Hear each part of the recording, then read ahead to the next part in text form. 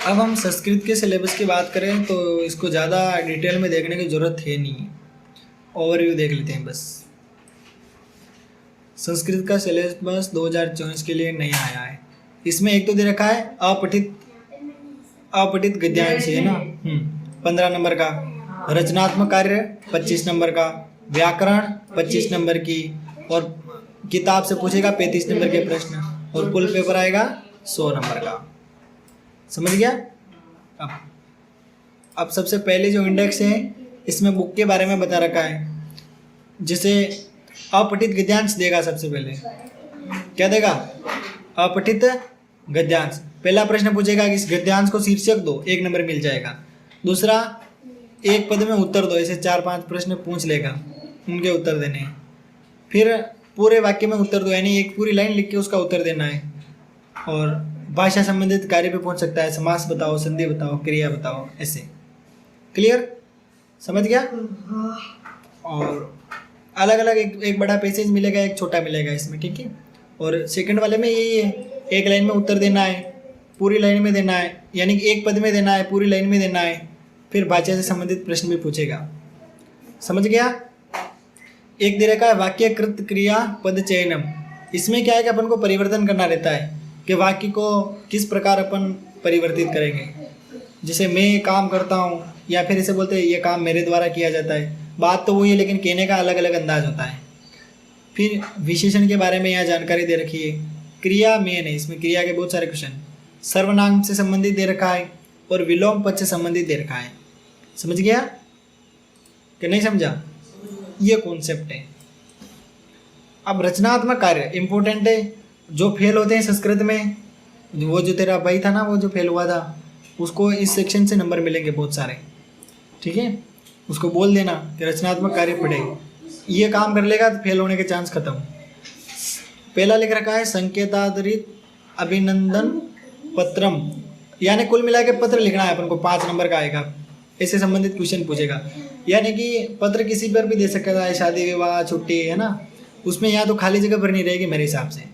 फिर है संकेताधारित, यानी कुछ संकेत मिलेंगे, और वार्तालाप लिखना। वार्तालाप बहुत आसान है, त्वम किम गच्छामि, अहम वम गच्छामि, ऐसे कुछ वर्ड बना बना के अपन को लिखना रहेगा। फिर एक चित्र दिखेगा, चित्र को देखकर 2-4 लाइन लिखनी, सिखा दूंगा कैसे लिखना है, बहुत आसान है। फिर एक कथा, हाँ, एक कहानी मिलेगी, उस कहानी को क्रम से जोड़ना है। ये वो प्यासे कौवे वाली आजकल ज़्यादा आती है। जैसे प्यासा कौवा था, पहले आता है कि घड़े में पत्थर डाला, फिर आता है पानी पिया, फिर कौवा आया। मैं बता दूंगा, सिखा दूंगा ये। तो इस प्रकार अपन ये काम कर सकते हैं। लास्ट वाला है अनुवाद। इसमें अपन को अनुवाद करना रहेगा। जैसे संस्कृत के वाक्य दिए, उनको हिंदी में लिखना, हिंदी वालों को संस्कृत में लिखना, ऐसे। फिर आता है व्याकरण, 25 नंबर की व्याकरण है। कोशिश करना कंप्लीट हो जाए, नहीं होवे तो कोई दिक्कत नहीं है, लेकिन पहले कोशिश यही से करनी है। इसमें संधि दे रखी है, संधि में भी स्वर संधि। स्वर संधि में दीर्घ, गुण, वृद्धि और यण। विसर्ग में कौन सी दे रखी है? विसर्गस्य उत्व, रत्व, लोप। विसर्ग स्थान है श, श, स। तो ये चीज़ें भी अपन अगर वो सब्जेक्ट अगर लेगा तो उनको भी हैंडल कर लेंगे साथ में। हाँ, समास कौन कौन से दे रखे हैं?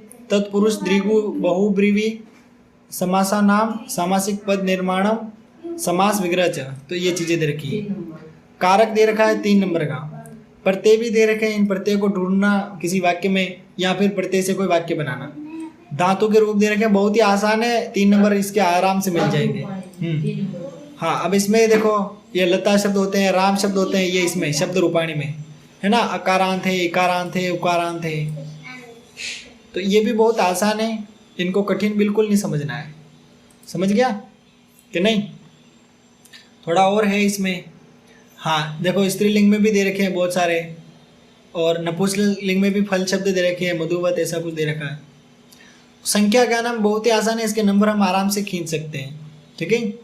फिर हम बात करते हैं सर्वनाम शब्द की। तो सर्वनाम यत, तत्, किम, इदम, इनसे कोई सेंटेंस बनाना, या इस किसी वाक्य में बोलेगा कि इस वाक्य में सर्वनाम बताओ, तो अपन को बताने पड़ेंगे। अगला है उपसर्ग। उपसर्ग के बारे में सामान्य जानकारी या कुछ शब्द दे देगा, उनसे अपन को क्या करना पड़ेगा? अलग अलग प्रकार के शब्द बनाने पड़ेंगे। यहाँ कोई पहले से एक मतलब शब्द दे दिया, तो पूछेगा भाई इसमें उपसर्ग बताओ, तो अपन को बताना पड़ेगा। समझ गया कि नहीं? फिर अपनी किताब है सेमुशी, है ना, सेमुशी है।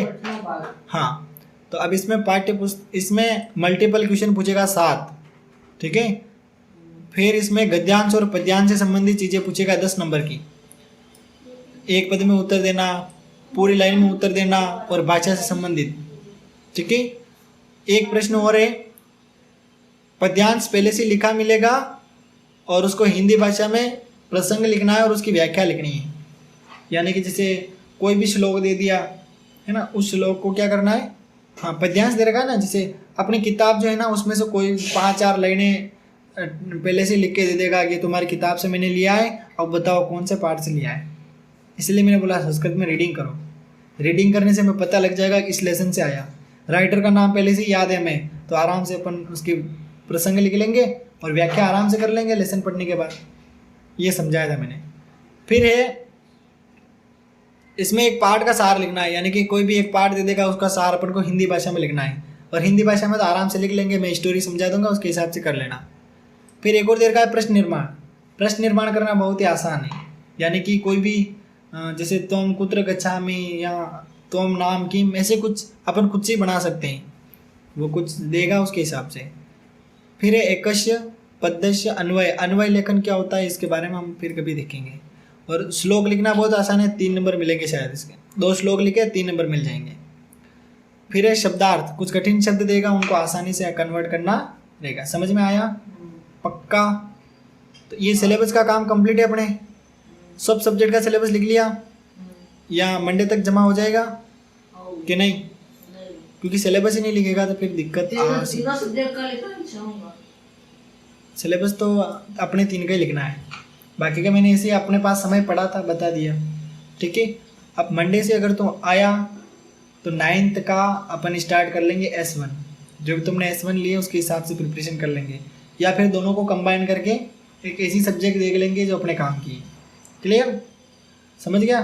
दोनों की कॉमन सब्जेक्ट होंगी उसको S1 बना लेंगे, और क्या है, दोनों की कॉमन गणित है। हाँ, तो गणित को S1 बना लेंगे, फिर S2 भी देख लेंगे, S3 भी देख लेंगे।